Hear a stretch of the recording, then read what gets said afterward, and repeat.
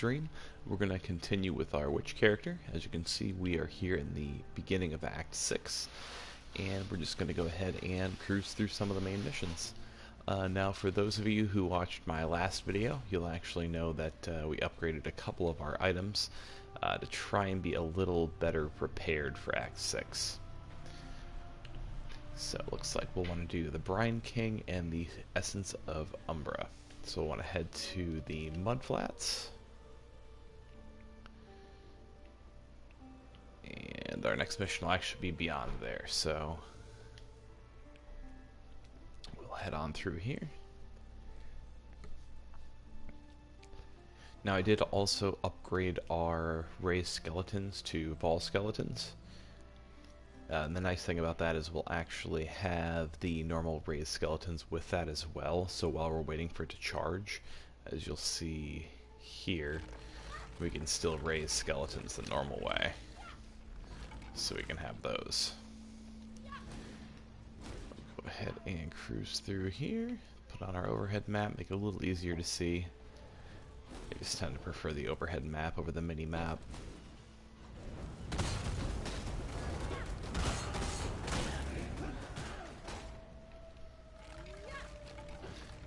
Now we can actually go ahead and raise some of our zombies. Our volatile dead is actually on a cast when damage taken cycle now. So we could have essentially gone ahead and just taken that out of there, or taken the cast when damage taken out of there, so we could have casted Desecrate manually. But I figured we'd just kind of go ahead, attack with skeletons, and then raise from the first enemies we defeat. Our zombies are doing some major work in there. We got Einhar on the map.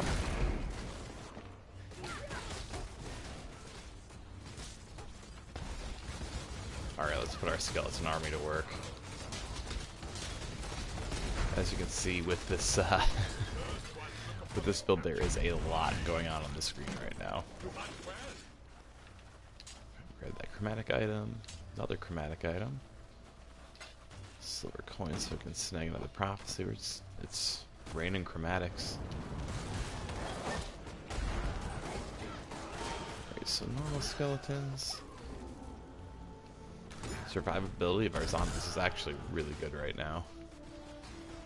We got two beasts for Einhard up here in the corner.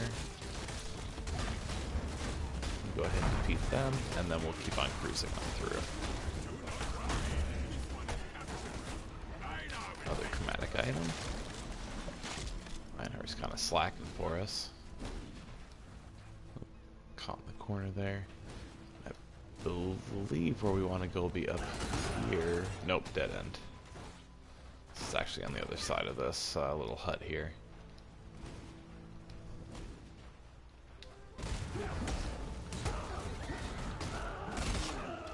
Probably didn't need to summon our skeletons there, but that's fine. Doesn't take all that long to charge them, especially in later levels, just because the monster density goes up so much.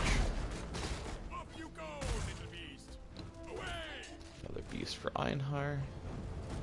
There's actually quite a few on this map. And at some point we'll have to hit up the menagerie and actually go into the blood altar to get some items there. Oh, looks like we got them all. Actually, snag that rare enemy. We went in a big circle. We should have came up on our destination. That was a dead end up there, so it must be further off to the right here.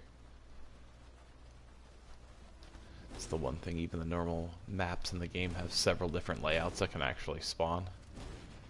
So you don't quite know exactly where your exit's going to be at. Waypoint, that's a good sign. And here's our exit, Mudflats.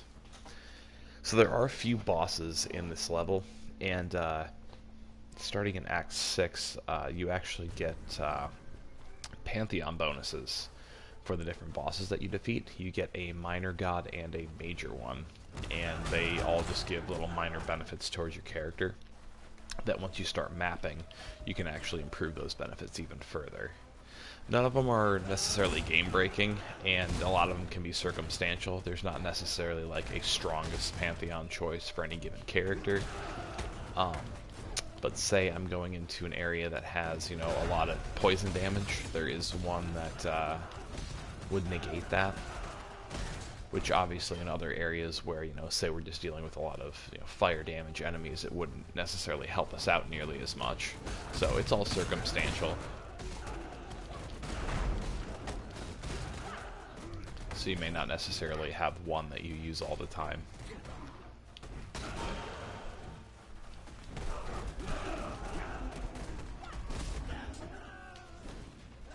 Travel through here a bit quicker. Just a few.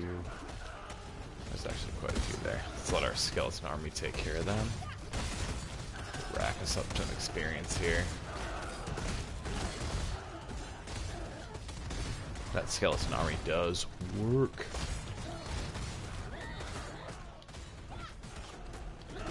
Still have all 7 of our zombies. Looks like they're all at full health too.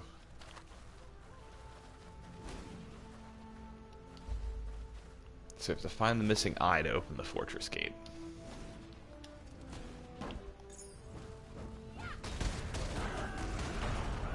And we'll stick around here to defeat these enemies since there's some since there's a blue mob.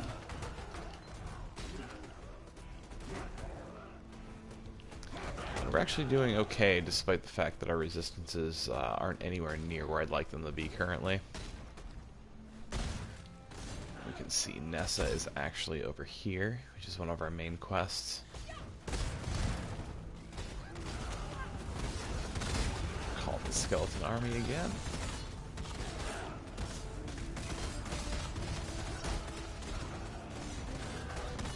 Yeah, Ball Skeletons is super nice. This is a Necromancer build. Primarily using zombies and Ball Skeletons. I may at some point implement some Spectres also. Oh, they actually owned our zombies finally. No fear. Call the Ball Skeletons again.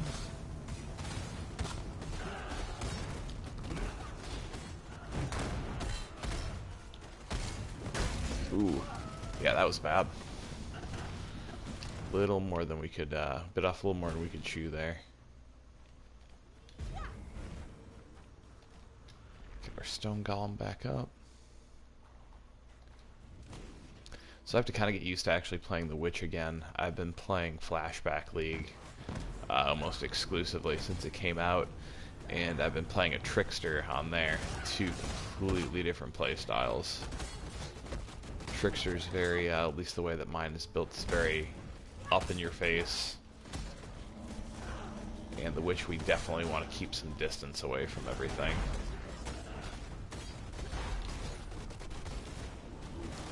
So I think basically what we did there by kind of charging through and then deciding to come back and fight a few enemies, we just stacked a few more enemies than what we could handle at the moment. Our defenses just aren't high enough for something like that. So here Ness is going to complain about being turned into a mermaid.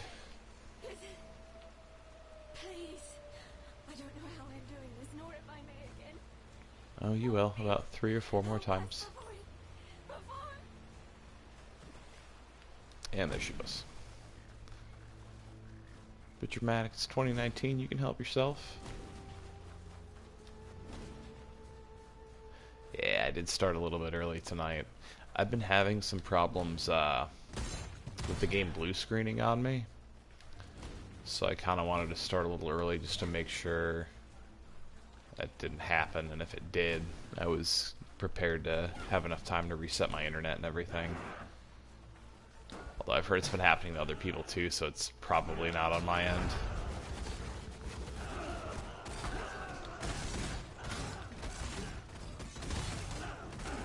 Yeah, Ball Skeletons is pretty awesome.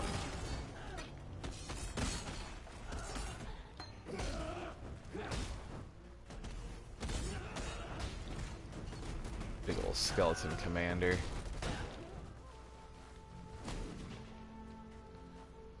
So we have to find that jewel. We haven't had any luck.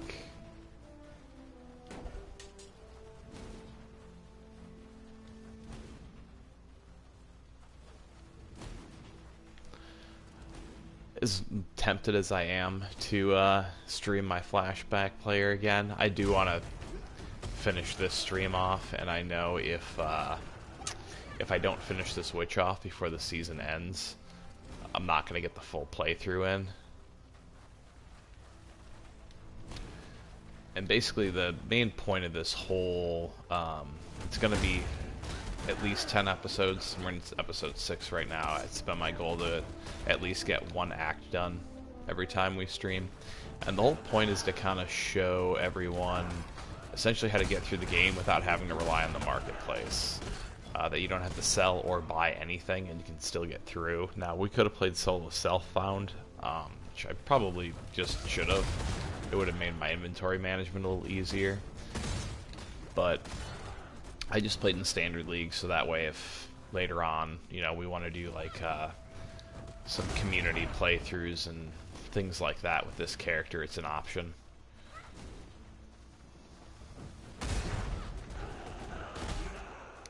I am not having any luck finding that jewel whatsoever.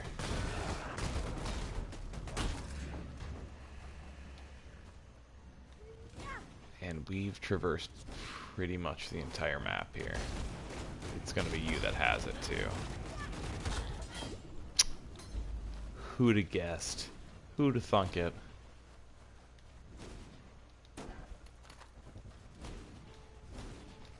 Chapter 6 already hasn't been kind. So I believe we're right near another boss fight here. And there is a little trick to this. Not necessarily a trick, but something you have to do before you can actually damage him. I think he's in the next area, actually. We got our full zombies up still.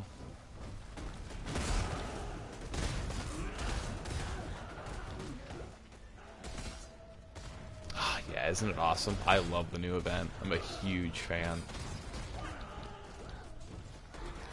I will probably make some videos in the upcoming week or so about some of the different mechanics that are in the new league.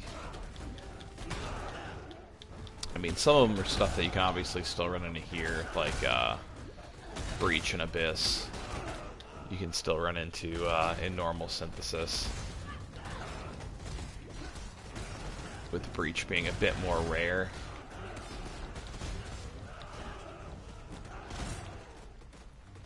But there's definitely some modifiers that exist in the Flashback League that aren't here in synthesis that I'd kind of like to go over.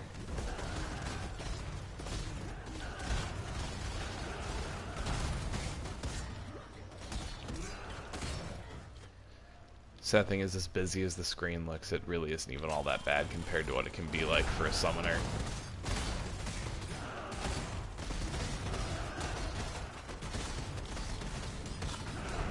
Those fire totems really rock us. I do not like those at all. It's like they just owned my zombies again.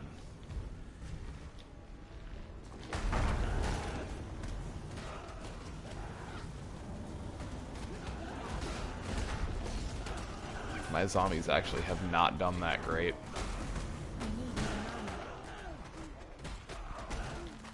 There we go.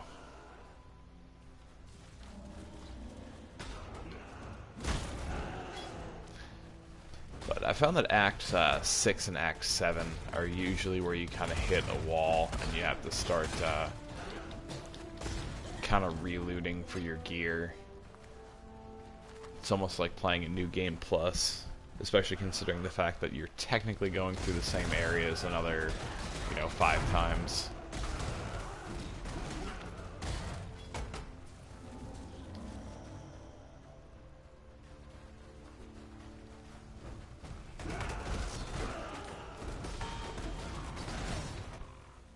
Alright, so this I believe is going to be our boss fight.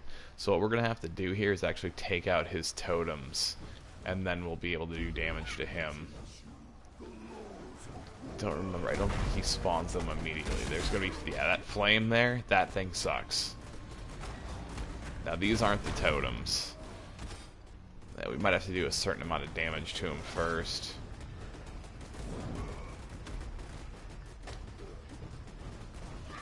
See, okay, so these are the totems. We gotta take these things out because they're basically creating a shield for him that makes him invulnerable.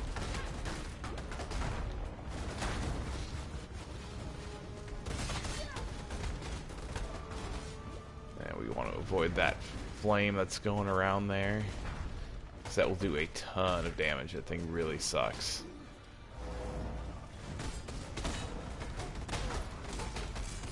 It's gonna get us.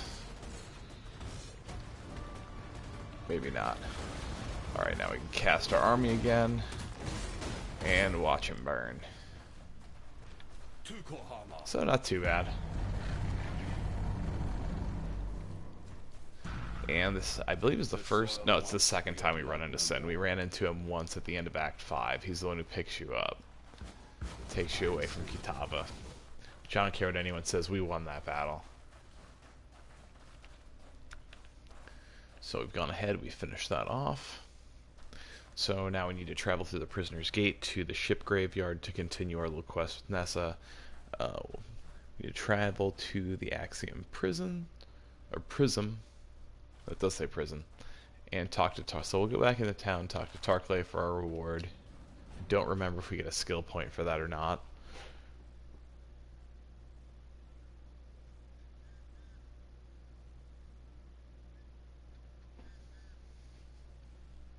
And that's one thing too. We've skipped a few side missions, so we're actually a little behind on some of our passive skill points. I've been kind of trying to rush through and not do too many of the side quests, but the downside of that is you do miss out on some skill points doing that. So I would still go through all the actual side quests on your own playthroughs. See, like, you get these books. A lot of side quests reward these. Yep, it actually, I'll go to the gem here. So it actually summons up to 23 skeletons at a time at the current level that it's at. And there's different levels of this, so there's 17 warriors, 15 archers, 1 general who's the gigantic skeletons you probably saw. Hello. We've actually got some prophecies going.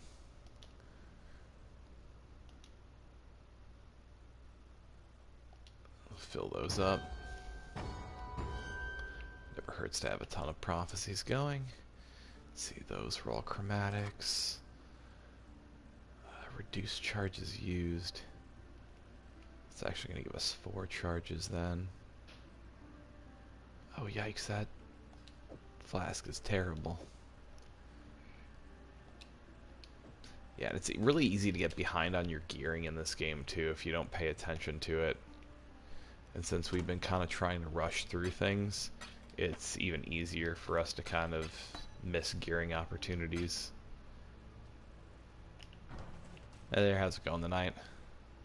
Made any progress? Or today, depending on where you are.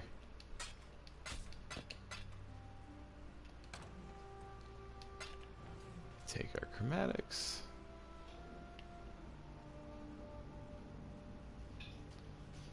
We'll head back through the fortress.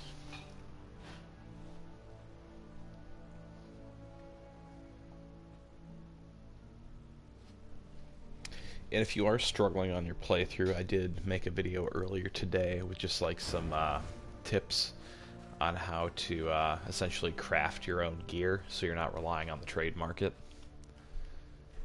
Just because mid-game you may start to accumulate enough currency to actually go ahead and be able to buy a few items on there, but for the most part some of the items you're looking for you may not be able to get quite yet.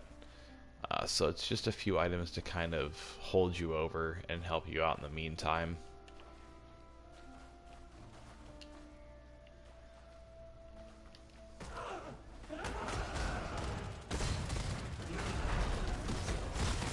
I have to get used to playing more passive again.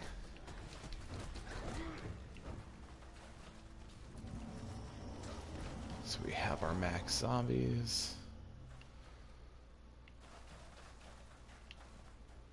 Actually, I think we might want to... Is this a dead end up here? No. We definitely want to stay behind our zombies. Those totems have been driving me nuts.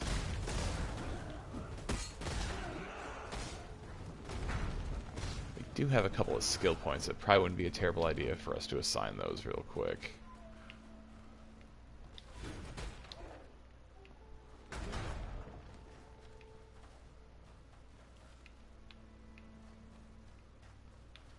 And I think we'll go up this way too. We'll build some more defenses. Grab some health, and the nice thing is that little health node area up there, most of those also have chaos resist attached to them. So for the few enemies that we do run into that do chaos damage, it'll help us out a little bit in that regard. It's the one downside to if you do decide to build a energy shield build, is if you run into enemies while you're mapping that do chaos damage, they're going to completely damage past your energy shield. They penetrate it. So it doesn't really matter how much energy shield you have, they're going to do straight health damage.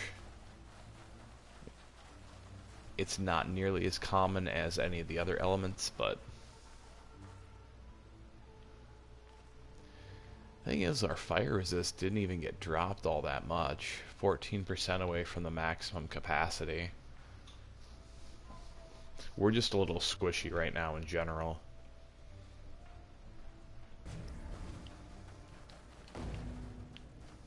Odds are once we hit probably around midway, Act 7, or even towards the end of this act, we'll probably gain some momentum again.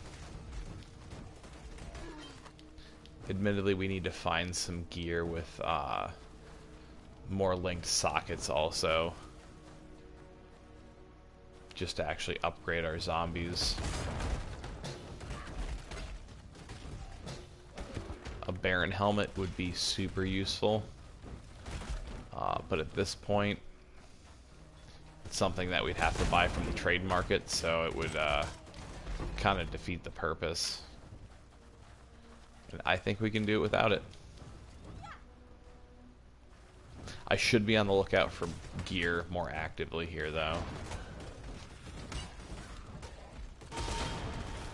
Just honestly haven't had a lot of decent looking drops so far. We've had plenty of currency drops, which is nice. I'm not going to complain there. Just haven't seen a lot of decent items drop for us.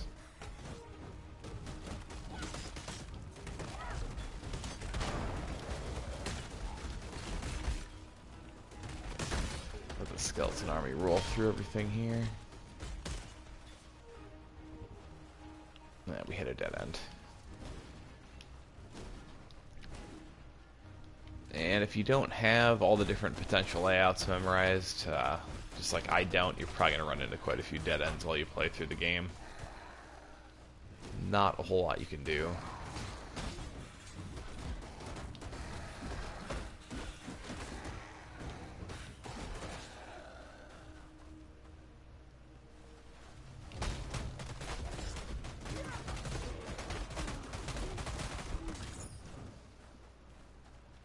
See, I'm pretty sure we're actually going to run into some enemies that deal lightning damage in these areas too.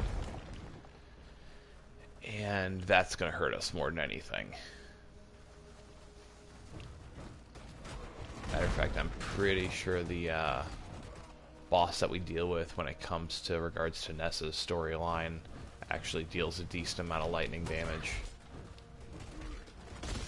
It's either lightning or cold, but I'm almost positive it's lightning.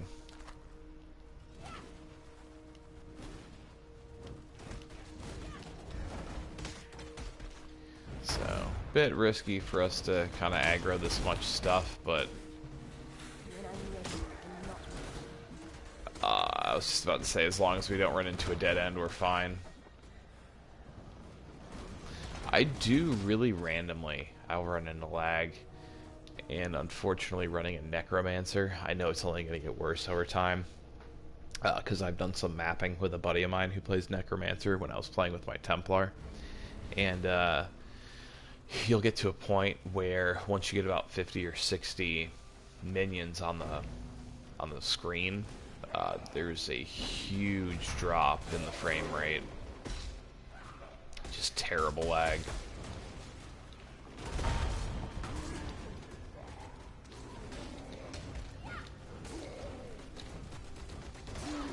Now, for any of you who may not be familiar with Vol skills, if you look at the skill I have attached to triangle, that's my Vol skeletons, and you can actually see it charging over time. And it'll charge with souls collected, so kills, basically. And the reason they do that is Vol skills are a lot more powerful than your typical skills. So if I was just able to continue to cast Vol skeletons left and right, it would be pretty broken. There are, I believe there's some support gems you can assign and attach to your Vol skills that'll actually reduce the amount of time it takes, or the amount of souls it takes for you to cast it. But I prefer to have the movement speed and the attack and everything else attached to them.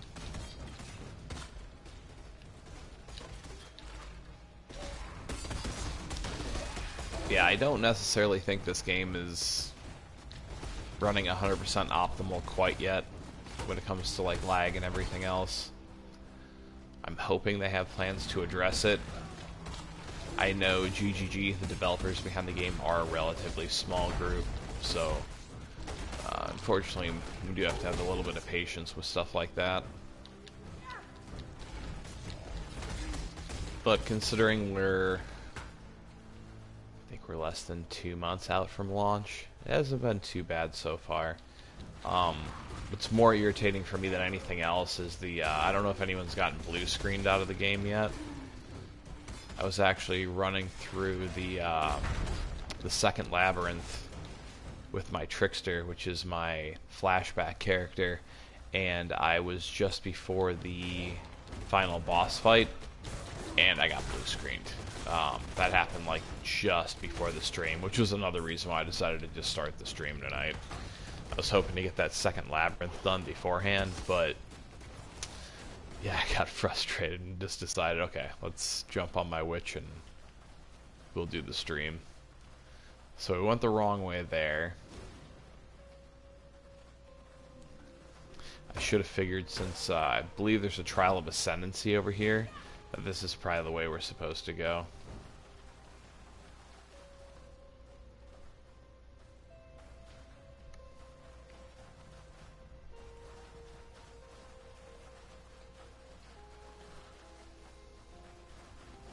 At least I know I'm not the only one blue screening then.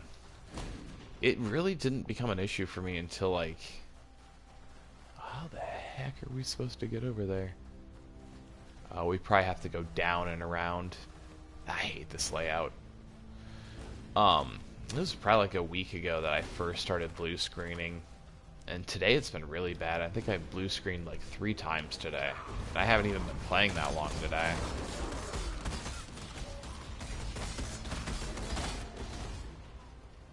Love those skeletons.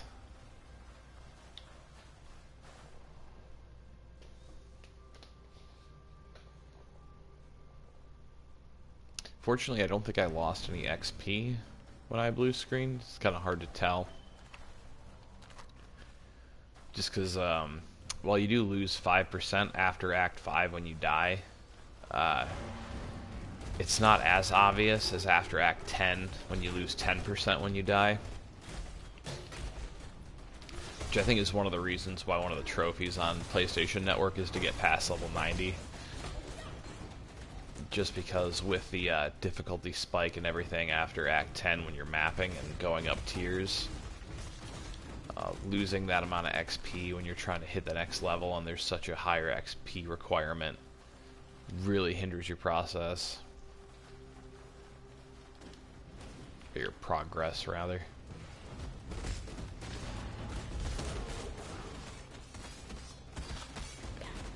We'll kill this guy. I gotta start traveling through a bit quicker here. But that's where we here in Act 6 all night. This is a bit of a longer act. There's a lot to do here. So I want to try and move through these maps as quickly as possible. We're ahead on levels anyways. By at least a couple. Can't check right now because of all the enemies around, but I think we're at level 49 or 50, and it's the level 47 area that we're in. 48, so actually we're right on pace. But it's not too uncommon to run some of these. No, level 49. See, if I'd have just waited 3 seconds, I would have known.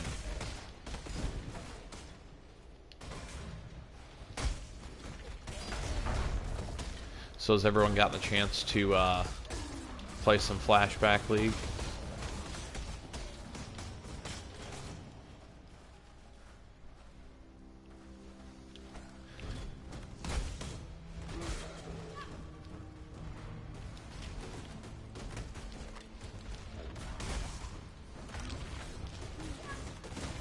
I haven't had the game freeze yet.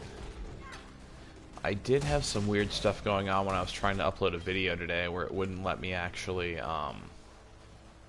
trim the video.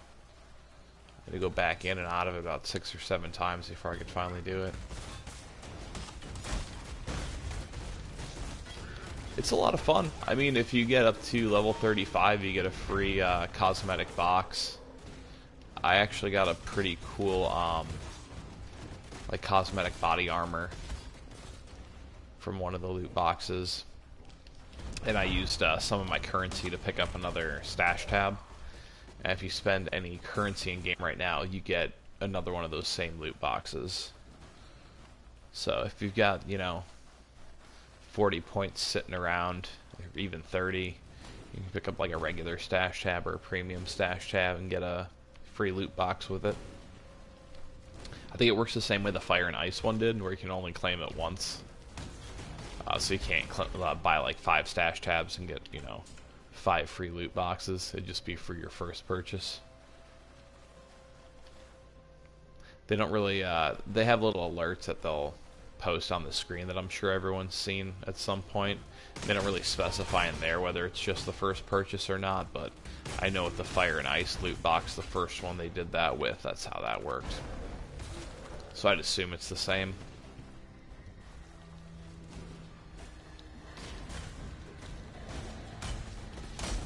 Not much of a thug when you're running away.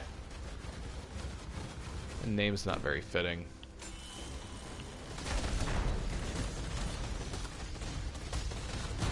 Oh, I wish my skeletons weren't focusing on this guy. Oh, we're here in a bad spot.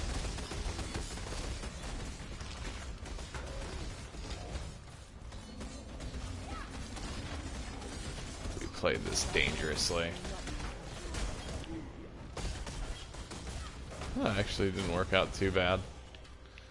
So we have a superior flask, those are always nice to pick up. We don't use claws. We do need a new chest piece sometime soon. We just got some new slippers. Spirit shield with spell damage, I'm not too interested in that. So we actually haven't killed everything over here quite yet. There, now we have. So I always try and hit those boxes as well, just because sometimes you can get some pretty decent items from those. And we just got a new shield.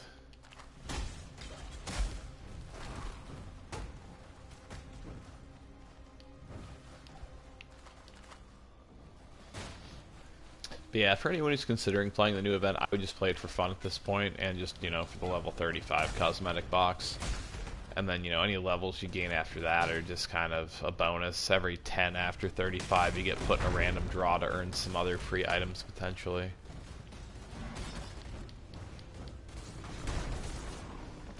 I've been stacking a lot of Parandus coins in the flashback event. It's actually, like, one of the one of the elements I really like about it, because Piranda shows up a lot more often in the flashback event.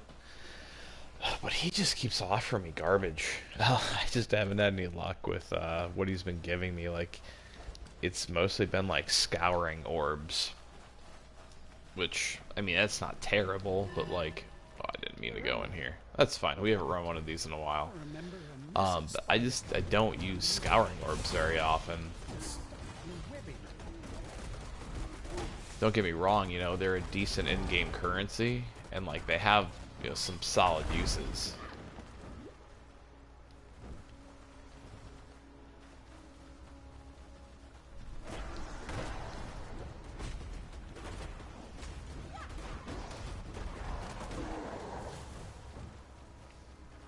I wasn't paying attention. I was reading there. That's fine, though. We didn't mean to go in there anyways. That's actually a smart idea, since he stays there for each hour. So anyone who hasn't really played the event yet, or isn't completely familiar with it, what Slaughterhouse is talking about, since each area keeps the same modifiers each hour, you can actually reset the instance, and then you'll be able to run the same modifiers until that hour's up. So if you find them in an area, you can keep running that same area. You can stack coins, and then also, you know, get a better reward from him in general. So this boss fight should be interesting. I'm curious to see how this goes, because they do lightning damage. All these books deal lightning damage. He does physical. We must have dodged that somehow. I'm surprised he didn't hit me there. That was really weird. Yeah, so the trick for us here is really just going to be avoiding as much as we can, because our lightning resistance is garbage. Fortunately, a lot of these attacks are really telegraphed, so we shouldn't struggle too much here. Like, that one hurt, but I was just kind of heavy-thumbed right there. I definitely could have avoided that.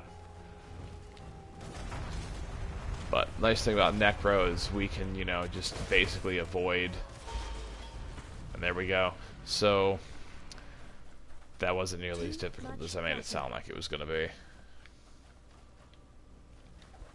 Oh, we're over encumbered. Which actually we can just identify this. One of the challenges, if you go into this screen and look at your challenges, one of them is to actually identify like a ton of items. Let's see, where is identified fractured items? I've only identified 328 so far, so I don't know if I'll actually finish that challenge before the season's up. But that's one of the reasons why I just randomly pick up items like that and identify them. So from here, I think we want to go down to the Warden's Chambers. And I think we completed a mission. Yeah, so we can talk to Tarkley for a reward. It'll give us a good opportunity to get rid of some of these items too. But yeah, Piranda's coins are definitely a great part of the flashback event, and they actually make for decent trading currency also. So if you save them up after the flashback event, when everything gets transferred over into standard, you'll probably be able to trade them in for some pretty decent items just in the normal trade market also. I've noticed, I mean, there's some people asking for kind of ridiculous prices for currency in there, but for the most part, I've actually seen some pretty reasonable conversion prices for currency. Who'd have thought those bleeding? Let's see, we don't need a bow. That I want to check. Not sure why we picked that up, actually. Check and see if this belt is any good. It does have a lot of strength, but strength isn't really going to come in handy until after we have that Baron helmet. And by that point we'll be much higher level, so this really isn't going to do a whole heck of a lot for us. And those aren't very good modifiers either. We don't seem to be struggling too much. I died once early, but that's just because I was being careless.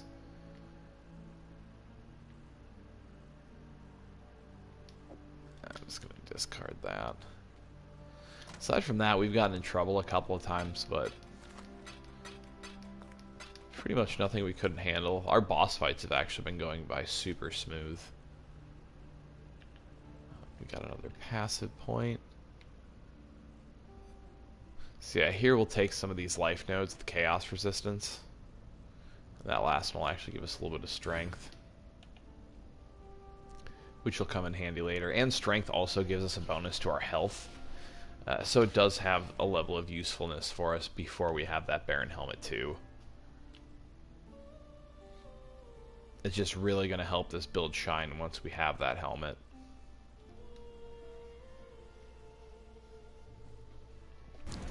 Usually that's the trick to these builds, is getting that Baron Helmet right away. That's what a lot of PC players do, because on PC, I made a video about it, it literally costs 1 chaos right now on PC.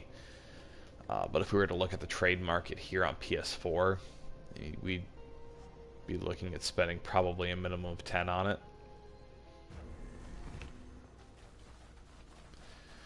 So let's see, where do we need to head off to?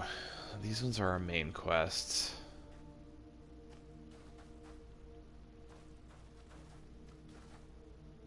Don't need to do the labyrinth as of yet. So we're still doing Nessa's quest, and I actually didn't even remember to turn that into Tarklai. But that's fine, because since we're at a waypoint anyways.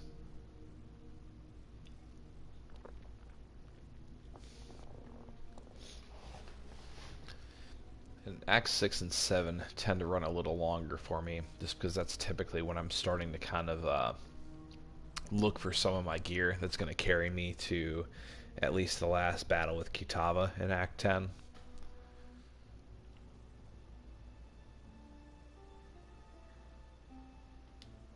Good work. Alright, let's see. Armor and energy shield, evasion and energy shield, or straight we'll just take straight energy shield. With the road to the Frisian. And we're gonna hope for something good. Intelligence, energy shield, mana, rarity, cold resist. So the problem with this is if we could always craft that master crafted dexterity onto this item also. Accuracy doesn't really help us. The item rarity is actually higher on the other item. Our mana is much higher on the other item.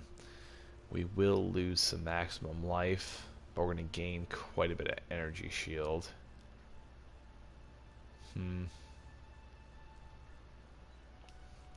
At this point, I don't want to waste the time with it, but I think we'll go ahead and set it aside for now and maybe come back to it. So we should still have 2 main quests. No, actually, it's just the quest with Nessa, so we'll go work towards that and move our way north.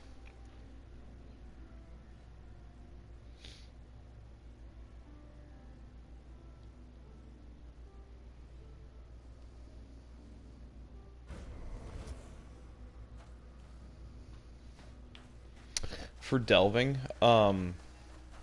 so when you delve and you need to use the flares and dynamite, you have to equip it like you would equip a skill.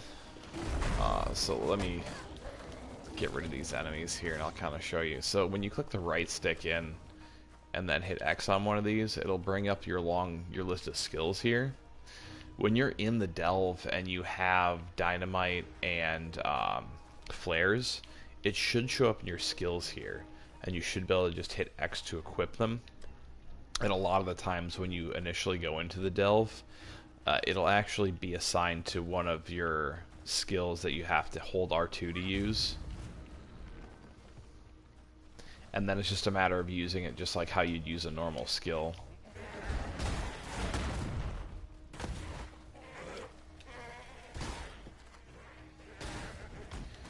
Unfortunately, they don't explain it very well on how it works within the game itself. But I think that's kind of the case with a lot of the past League content that they put into the game full time. There's not really much of an explanation for a lot of it, which is why I tried making a video for each one of the different parts of the past League content. But even then, there's stuff that I missed just because there's a lot to cover, and it's easy to miss just, you know, one or two things. Try to hit on most of the key points, but, you know, some of the smaller stuff you just don't really think about after you've done it for a few times.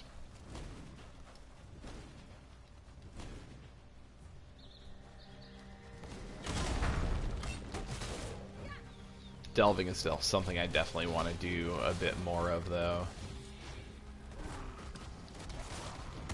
Just because fossil crafting makes things so much easier.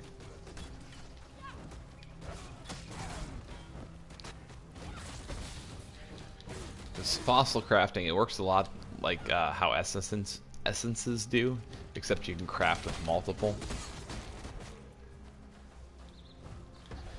It's kind of hard to explain what the walls that you can break with dynamite look like. They're usually kind of off the trail a little bit. They'll be in the darkness a bit. So usually you want to equip some sort of movement skill that you can move through the darkness in real fast and then get back to the light. One of my favorites to use for the delve itself is probably phase run. You can move pretty quickly with phase run. You have a lot of control over the movement skill. What did we just pick up? Garbage. Pick two of them. Whoops. Yeah, phase run works really nice because you have complete control over where you're running. It just boosts your movement speed a ton.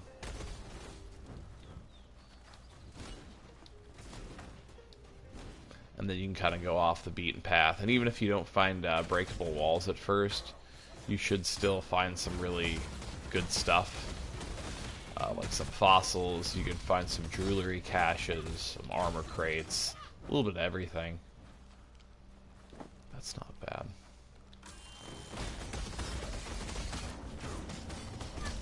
Come on, skeleton army, do your thing.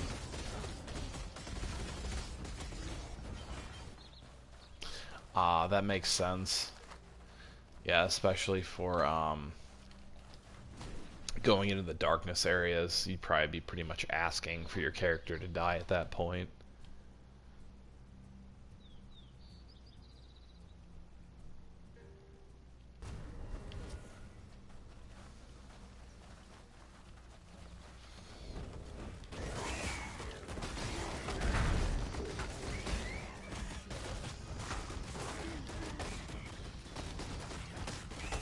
Yeah, they have a bit of optimizing left to do on the game, but I've definitely seen laggier launches. The whole time I tried Marvel Heroes Omega on console, the whole thing felt like a beta.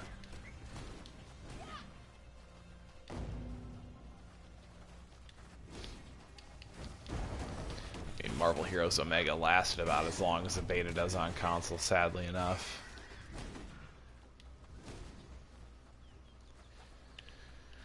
Oh, let's see.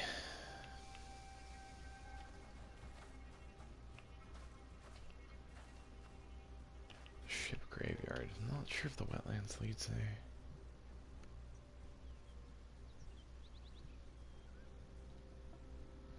Yeah, it would be nice to have, like, even just one of the chat boxes that a lot of your PC games have when you're in social hubs. It'd make it a lot easier to group up with people, too. Like, I know I made, like, the community for everyone on PSN, but, you know, it'd still be nice to have the option to just have an easier time communicating with people in the social hub.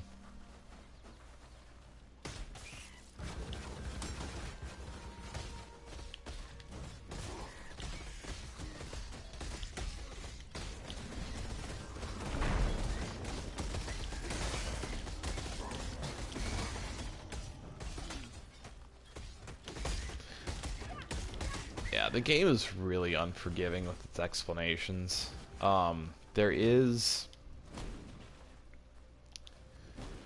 Let me head over here so we don't get attacked. There's the help panel, which will kind of like explain some of the basics to you, but I mean at the same time, like,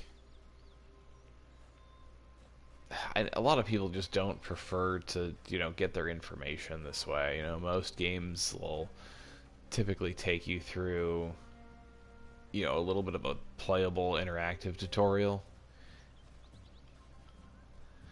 And I mean,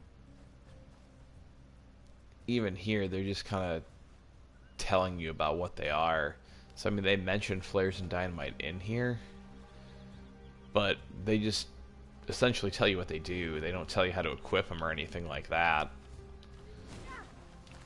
So I do think that's something they kind of missed the boat on, I guess you'd say. Could have done a little better job in that aspect. Ooh, Chaos Sword, piece of candy.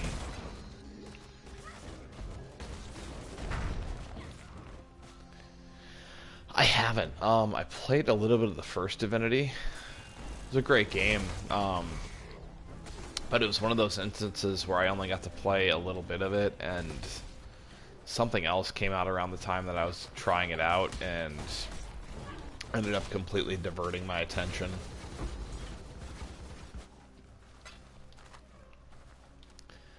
But the little bit of the first one I played, I thought it was fantastic.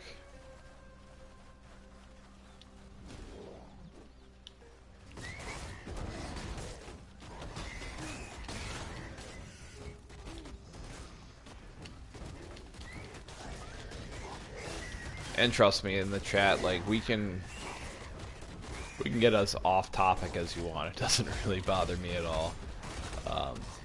I'll still, stay as informative as I can, like, throughout the stream, as, like, I, come across things and try to explain things. But, this should be fun, too, so I don't mind just kind of talking about random stuff, too.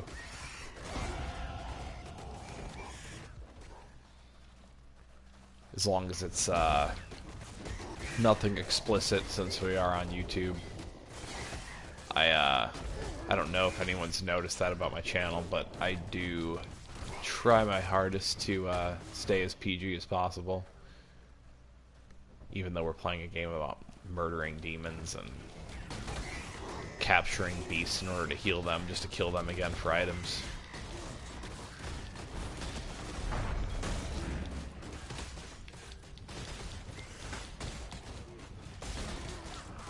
I'd like to try it out. I just know, realistically, with some of the other games that are coming out this year that I want to play, between that and Path of Exile, it's going to be really difficult for me to find time for anything extra.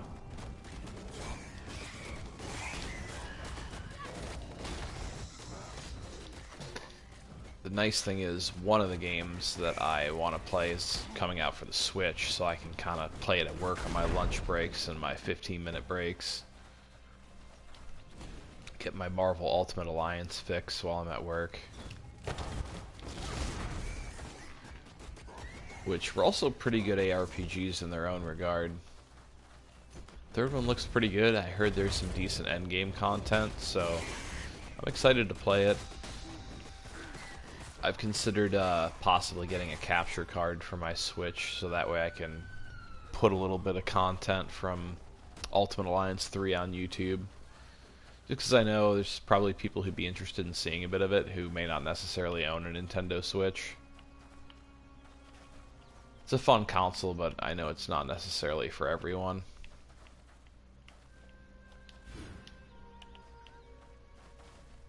Southern Forest. I think this is where we want to go.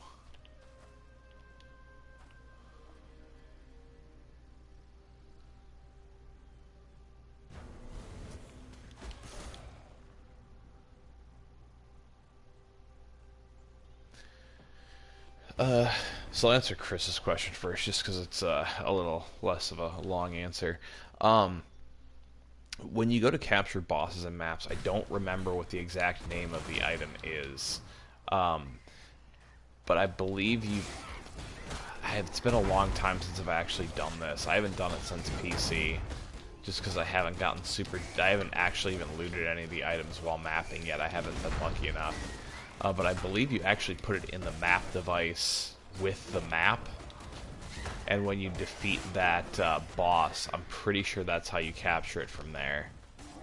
Like I said, I'm super rusty on that, and they change game mechanics all the time. So if that's not correct, definitely someone who has done it on console, feel free to kind of chime in with that, because I haven't done it since PC, and I'm pretty sure that's how it worked back then.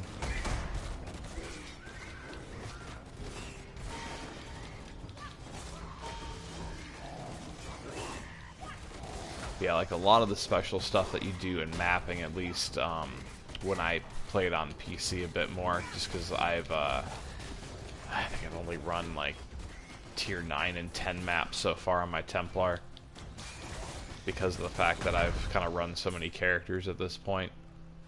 I haven't gotten the chance to do a lot more of the advanced mapping, but that's kind of how it worked when I played back there. So comparing Diablo to Path of Exile, I guess it would depend on which Diablo.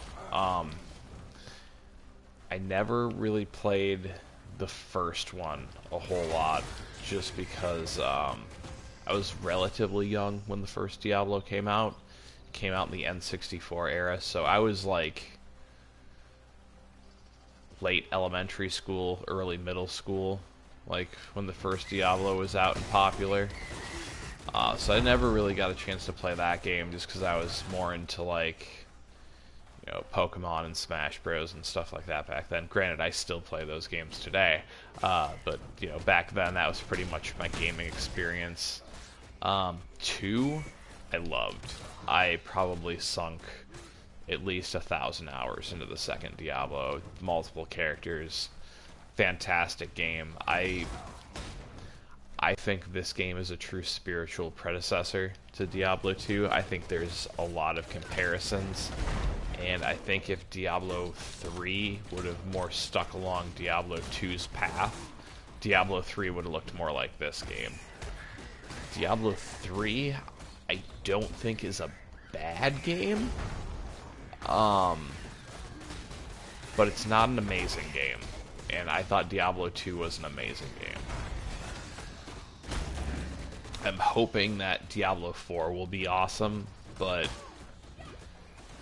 with the current situation over at Blizzard, I unfortunately don't have a lot of faith in them anymore to really produce anything that, is on par with Diablo 2. At this point, I kind of feel like the best thing they could potentially do is just make an HD remaster of Diablo 2 without changing anything. Yeah. And maybe I should stream some Diablo Immortal on my cell phone when it comes out.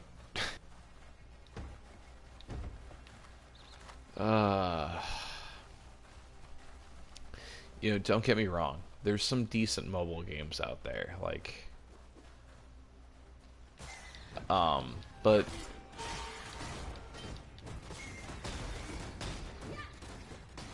Diablo just doesn't belong on a cell phone. I don't know why they did that. It's like they can't even use the portability argument, because they put Diablo 3 on the Switch. Like, that's actually the only place I play Diablo 3 anymore. When the new seasons come out, I play it on my Switch. Just so that way, I have like a decent action RPG that I can play on the go. And once Marvel Ultimate Alliance comes out, I don't even know if I'll play that anymore. It's cool they added like the little Ganondorf transmogrify, so you can, have your armor look like Ganondorf, which is really cool, and like the purple wings, and it's Diablo 3 is still a good game, but like I don't think it's in competition with Path of Exile. I think Path of Exile has infinite more depth. There's just so many more things you can do in Path of Exile.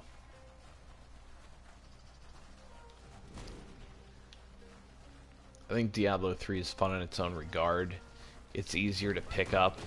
I think, well, I know it's a lot easier to pick up than Path of Exile. But it just, it gets stale after a while. Like, I play the new seasons when they come out, and I get to the point where, you know, I get all my cosmetic unlocks, and then I stop playing. You know, I don't really care about earning banners after that. Like, I get the little pet, and, you know, I'm done. No, I agree. If they do announce Diablo 4, they need to blow everyone out of the water after the whole Diablo Immortal fiasco. And then asking everyone when they booed what you don't have cell phones. No, we all have cell phones. You just have really bad ideas. It's the Activision influence. It's the one thing I've seen happen in the games industry over the last few years. It's been kind of depressing, is like all of these good studios just getting eaten up by Activision and EA, and then just spewing out, like, there's no better way to put it, just this cookie cutter crap. You know, that's one of the things I really like about Path of Exile is Grinding Gears games. Like, they're growing, but like, they're their own company. They're not owned by some big conglomerate. They don't have like all these corporate shareholders to appease. You know, they want to do sales, and that's understandable, but they're not going to cheese their way to it. Like, there'll be different supporter packs that'll come out with every league, which, you know, will give you a bunch of currency and, you know, cool looking new outfit that, you know, you can use. And of course there's all the cosmetics in the shop, and they do regular sales. You know, in my own opinion, the cosmetics are a little pricey. The only cosmetics I've purchased have been just the supporter packs themselves, just because, you know, it's typically $5 less of currency to get the little outfits with the currency, and initially I want all those stash tabs anyways, so I just, you know, bought the one supporter pack. Gave me, you know, the cool cosmetics, enough currency to get all the stash tabs I wanted, and it made me happy. You know, now when they do like the special little promotions where, you know, it's spend any amount of currency and get a free, you know, cosmetic box, I'll participate in that too. You know, I'll throw a few bucks, get another stash tab, and, you know, get a free little cosmetic with it. And it's not even so much that I need the cosmetic or I need the stash space. I like to support the game. I by no means, you know, have, you know, a ton of money to throw at the game, but a few bucks here and there doesn't bother me. I think they're a genuinely good development crew, so I like to throw them a bone when I can. But if you think I'm spending 50 bucks on wings, you're crazy.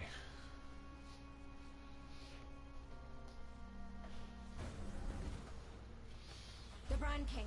His time has almost come. Then hope will be. So here's Nessa, who's Please good. take the black flag. Rant and It once jump away in the water. Apparently planting this flag is gonna fix things. Of turning this tide. The king can't keep secrets like this from me any longer. It's just the way of things. Find me. Blue circle. Please. Before. I think I know which one you're talking about. Do they have like the not exactly hieroglyphics, but like the symbols for their names? If so, yes, those are strictly in flashback. I forget off the top of my head what they're called.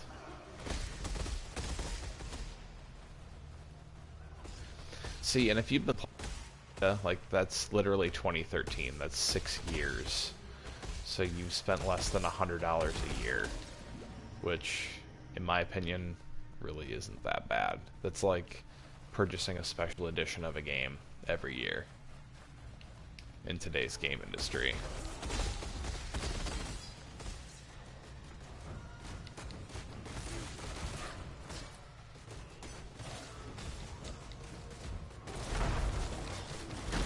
So yeah, those blue enemies, those are specific to the flashback event, so we won't run into any of them here.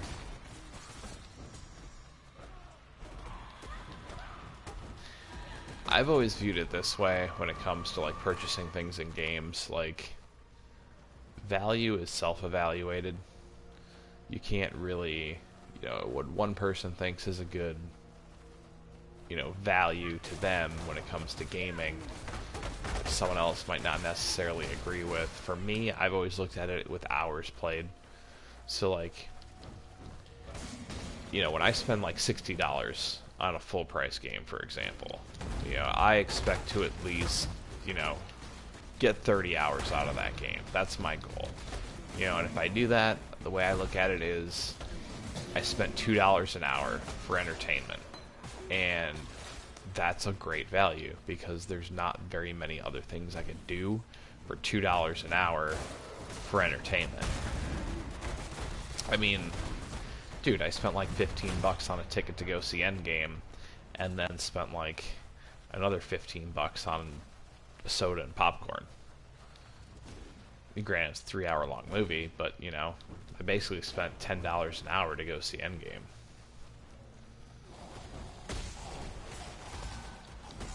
No, I'm not complaining, because like, you know, the movie-going experience, it's not cheap no matter what you see. But I think if you're comparing, you know, apples to apples, you know, if you play a game enough, you get great value out of it. And the game doesn't even necessarily have to be like a critically acclaimed game. It can just be something that you find fun. You know, some people these days still play Candy Crush, like it, and some people have spent money on Candy Crush. I personally have never played that game and probably never will, but other people like it. That's fine. If they've gotten their entertainment, you know, it's awesome.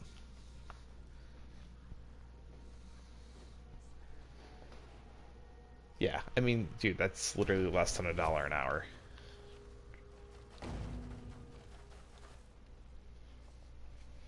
Like, I wouldn't sweat that at all. Like, when I played Marvel Heroes, I primarily played on PC, and then, like, I gave it a try on PS4 when it came out, and that's the only part that I regret, is the fact that, like, I purchased a bunch of stuff on PS4, and the game only lasted a few months, and then the studio shut down, because the new CEO was pretty terrible. But on PC, I literally put over 2,000 hours into Marvel Heroes, so I didn't feel ripped off by any means in that regard. And I had a lot of fun in the amount of time that I played it.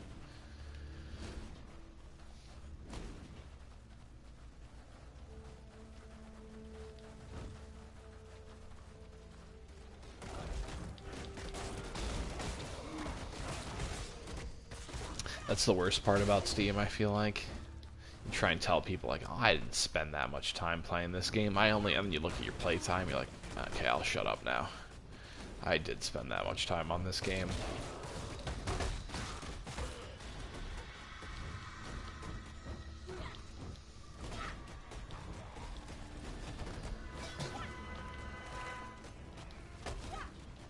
I actually haven't purchased a game on Steam for quite some time. Ironically enough, if I was going to purchase anything, it'd probably be Grim Dawn.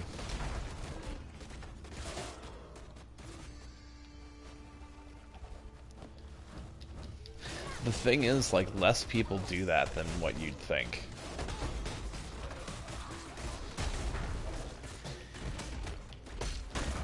Like, there are a ton of people who play this game who won't ever have, you know, a level 100 character, won't do tier 16 maps, and honestly, the game is so large and there's so much content that it doesn't really matter. You know, that's why I don't really stress out too much about stuff, because I mean, you know, this is the first league on PS4, and yeah, I've got 3 characters going right now. None of them are at level 100 yet. Like I said, the highest tier map I've gotten to is like 9 or 10. I don't really sweat it, you know, because I mean, this is essentially what I've played since it came out on PS4. I'm hoping to get one of my characters to 100 before the league ends, but you know, if I don't, I've had a great time anyways. They all go to standard, and then they'll probably sit there while I create a new character next league.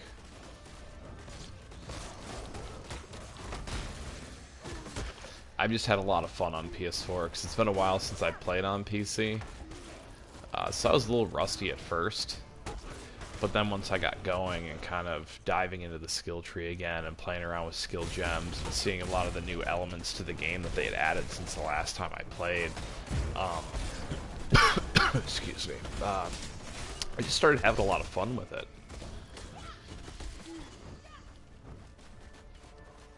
Oh, that's the great thing about games like this and developers like GGG who are constantly improving their game, constantly adding more content. You know, you can go away for a while, come back, and you feel like you have like a whole nother game that's being presented to you.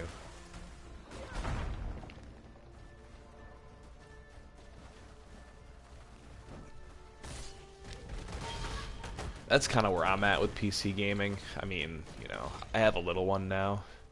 He's only 10 months old, so you know, just sitting at my computer with a keyboard and mouse, just it's not as much of an option for me anymore. You know, it's it can be difficult just to find time to play on PS4. Most of my playtime is, you know, after he goes to bed.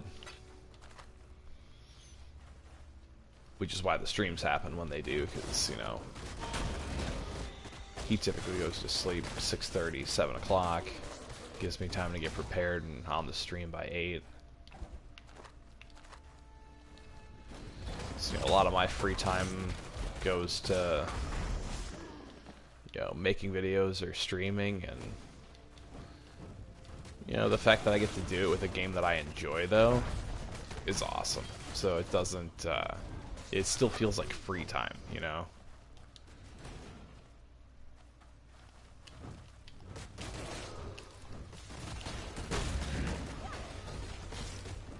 I think that was like the one thing I worried about when I started doing the YouTube stuff. I was like, you know, I really like this game. I want to make some content for it and kind of educate people on PS4 because I know how complicated the game is. You know, I was just worried, like, I hope it doesn't start to feel like work. You know, I hope it doesn't, you know, turn a game that I really love into, you know, feeling a chore. And, you know, I can honestly say it hasn't done that at all. If anything, I've enjoyed the game more just because, you know, I've gotten to kind of create this community of just super awesome, supportive people.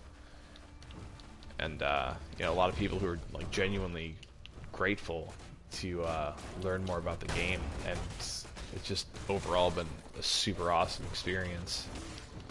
It's just kind of made me appreciate the game that much more.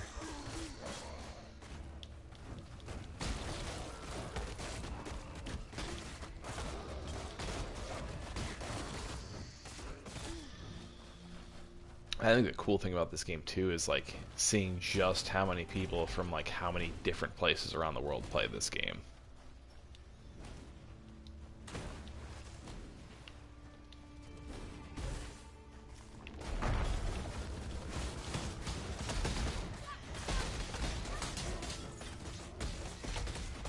I love it when the camera's like extra zoomed out like this.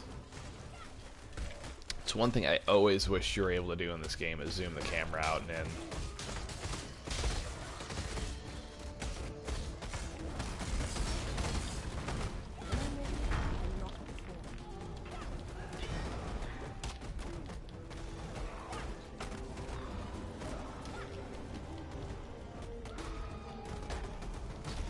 Yeah, I definitely was really excited when this game came out on PS4 because I remember reading articles like a year ago about how everyone said, you know, hey, it's not gonna happen. Like, it's just gonna be an Xbox exclusive. You know, and when you got reasoning, it was always that garbage reason. Oh, the PlayStation 4 is not strong enough, and you know, all that crap. But it kind of stopped following it just because of the fact that, you know, so many people said it wasn't going to happen. So when I saw it on the marketplace and saw, like, holy crap, like, it actually came out, I was, you know, beyond excited. Too much clutter.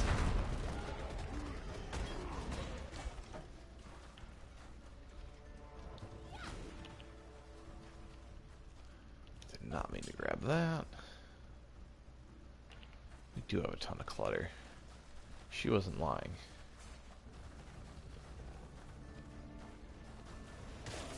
Go, skeletons, go!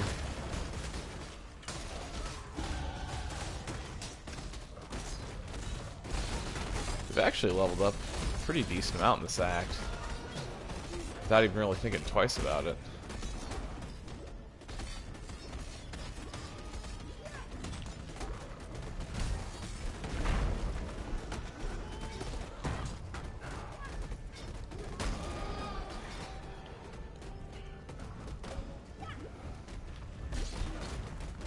Yeah, you're probably right.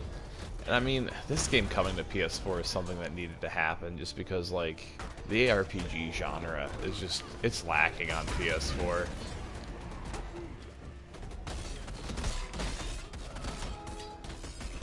You know, on PC it's super strong. There's a ton of really good RPGs you can play on PC. You know, on console, like, you have such limited options. It's basically like you play Diablo 3 or, you know, you play nothing. But it'll get better over time. I know, I'm not sure if that new Torchlight game is supposed to come to console or not, if that's just going to be on PC for a while. The other shape. Don't take time. See, I'm pretty sure that's actually the end of Act 6. Oh no, we've got this one. Our last boss fight against the Brine King. I forgot. How could I forget this fight? We even talked about it earlier tonight.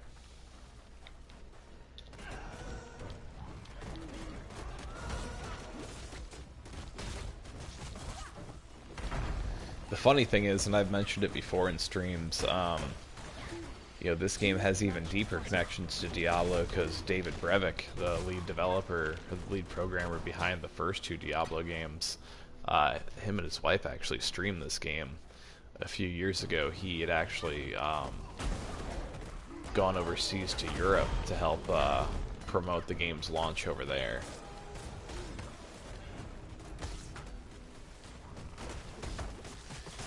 Which I think is super cool. You know, it's...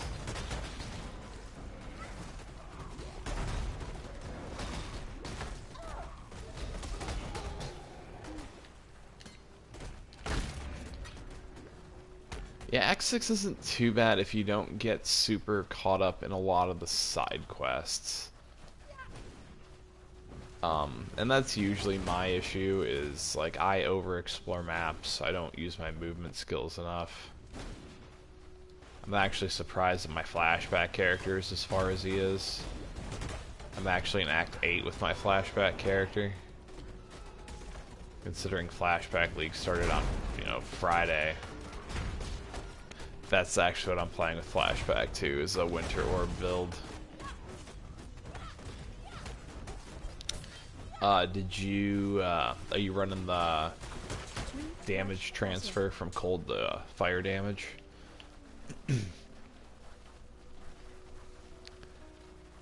I think that's what a majority of people do with Winter Orb right now.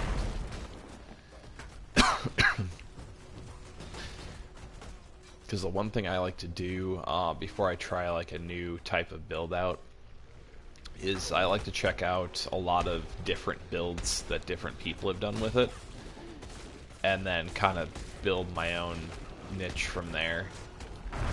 Kind of like take different elements that I see that I like and experiment a little bit and put my own spin on things and try a few things that are different with the build.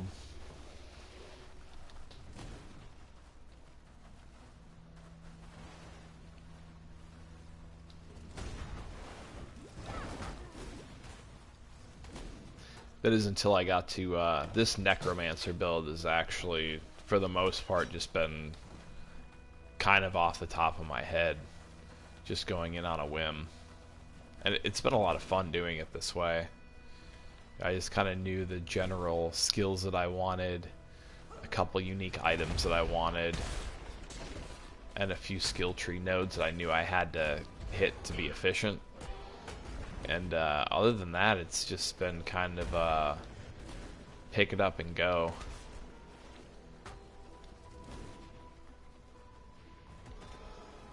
And so far I feel like this build's actually been relatively successful.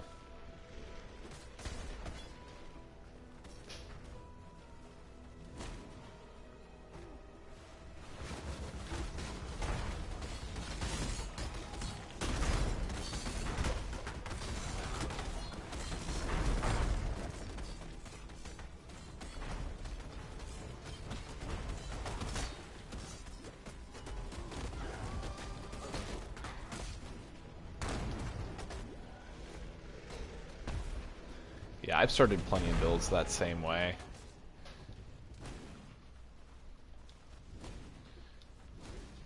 I just kind of end up going off of essentially what I find more fun from the different elements that I've tried. Winter Orb is just one of those skills you can use in multiple different ways, and it's ridiculously powerful anyways.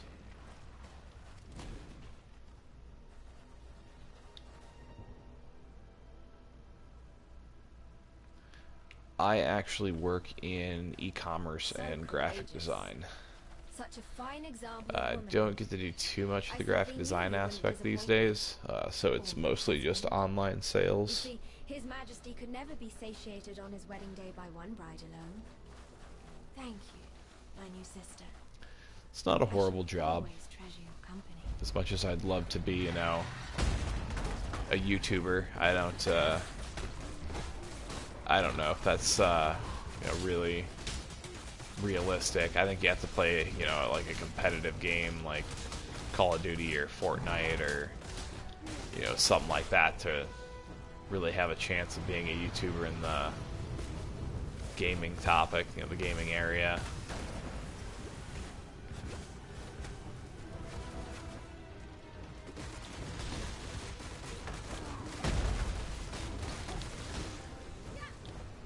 Yeah, the 3 characters I've run this season have been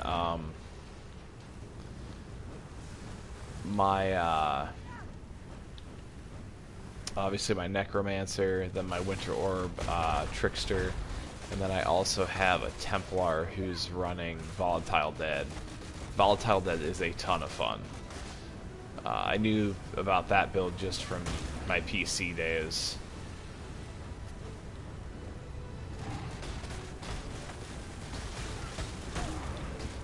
Oh, we're so close to finishing this without dying. We did it.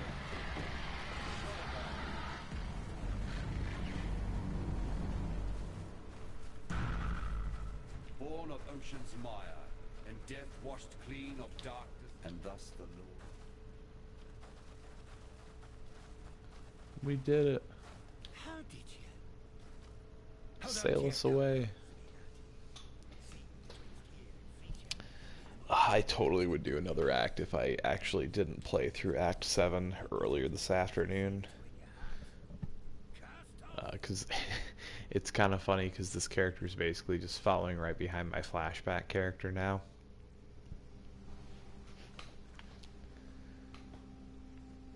Let's see here. So we'll want to assign our I'll assign the skills before we do anything.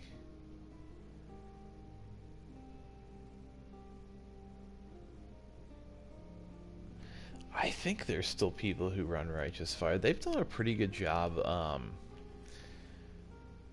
not necessarily, in my opinion, nerfing anything into the ground to the point where it's unusable. It may not be, if when you're running it, it was like a completely overpowered build. It might be a little weaker, but it won't be unusable by any means. Like after this league, I actually expect them to nerf Winter Orb quite a bit. Um, but it won't be to the point where like you can't use it anymore.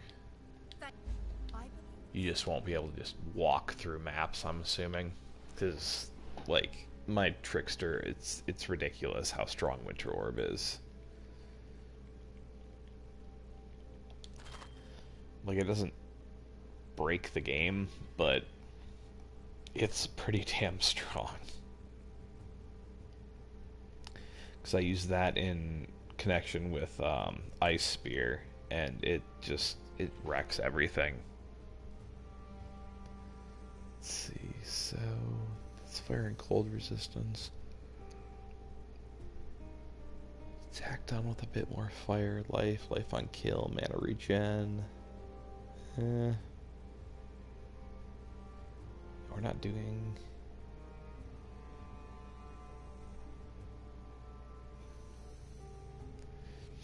And that's the thing too, like, they're really good about making sure that they don't nerf anything, you know, mid-league or at any point during the league. So now is actually like the perfect time to try out Winter Orb. And you're exactly right. You can build up a ton of currency while you're actually running it. You know, have fun with it while it's kind of overpowered. And then, you know, once it's nerfed, it's nerfed. It's not a huge deal. You can keep running it, or, you know, you can just run it with a different skill. Or, I mean, it'll just be a standard character, and you probably won't do too much more with it anyways if you plan on just essentially running leagues, which is what I do for the most part.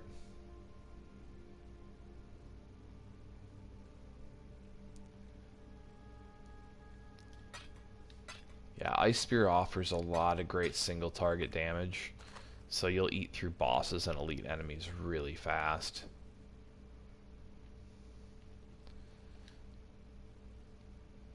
And since, you know, you can use support gems to add a little bit of spread to the attack too, you can use it to even finish off mobs.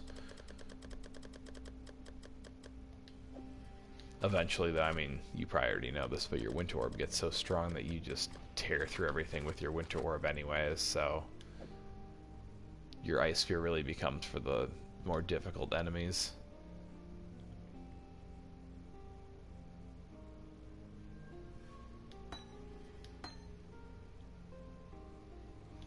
Honestly, we can probably get rid of a lot of these gems, but I greet you. we're not really saving a whole lot in our stash, so that's the other thing to keep in mind too. The game definitely doesn't require you to buy anything, because hey, we're in Act 7 now, and this is all the stash that I've used for this character.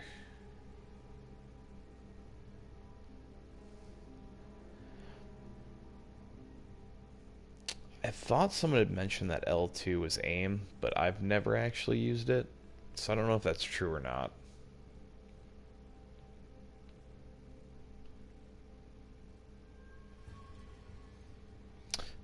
Oh yeah, I've kind of talked about this briefly in Delve too, but these this is like the best way to craft. So these resonators, you pop these different fossils in here, and like it actually gives you a chance to kind of customize your crafting a little further, which this can be super useful if you're kind of delving mid-game and looking for gear. This can be a way to kind of influence your gear to rely a little less on RNG. Because like, as you can see, like if you want mana and you don't want any speed modifiers, so for your weapon, I believe like you wouldn't get any sort of like cast speed or attack speed, and most weapons aren't going to roll movement speed, but you want some stuff that has maybe mana regen or just extra maximum mana. This would be a good one to use. This would be great for us to use for my flashback character, even though I can't bring these items over there, because it does strictly fire damage. There's a node in the skill tree that actually converts all of your damage types into fire damage, so that would be great for that. And then this, if you're basically trying to do like a chaos build, so you wouldn't have any sort of like fire, ice, or lightning, but you'd get, you know, your poison, bleeding, your chaos, you know, style of damage. And like these are the easier resonators to find.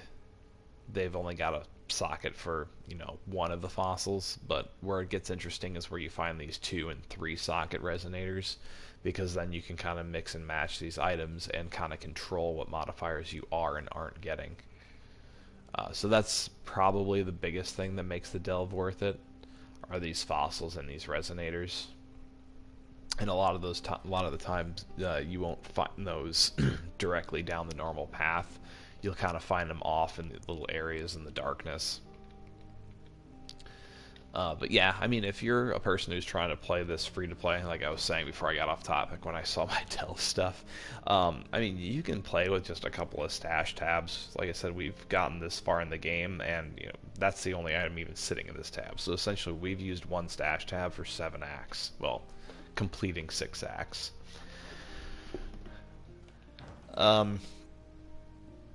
But I do think I'm going to save Act 7 for the next stream. I've been trying to keep the streams a little shorter, just for the people who kind of go back and watch them later. As much fun as I have with you guys here in the stream, I could literally probably sit in here all night chatting. But I like to keep them a little shorter than what I used to run them with initially, just to kind of make it easier for people who can't make the stream to rewatch. Because I know a lot of people will see a 2.5 to 3 hour runtime and kind of run away. So we'll cut it off here for the night. I'm, as you can probably hear, a little sick anyways. My kid has a cold and he's kind of spreading it around. So my voice is actually getting a little dry and raspy. So thank you guys so much again for joining me in the stream. I love doing this. It's awesome to just kind of play a game I really enjoy and just chat with you guys. And like I said, even if it's not on topic stuff, I don't mind. This is just a lot of fun for me. And, if people can take away a few things from my stream and learn, and we all just kind of have a good time and chat, that's literally all I can ask for. So, thanks again. I will see you guys all on Wednesday. And just be on the lookout for some more videos coming out. There are a lot of other aspects of the game I want to cover in tutorials, just to kind of help everyone else out. Like I said, especially with the new Flashback League introducing so many more new mechanics, I want to cover some of those as well. So thanks again for joining me. I hope I will see you all again on Wednesday, and until next time, may the RNG be with you always.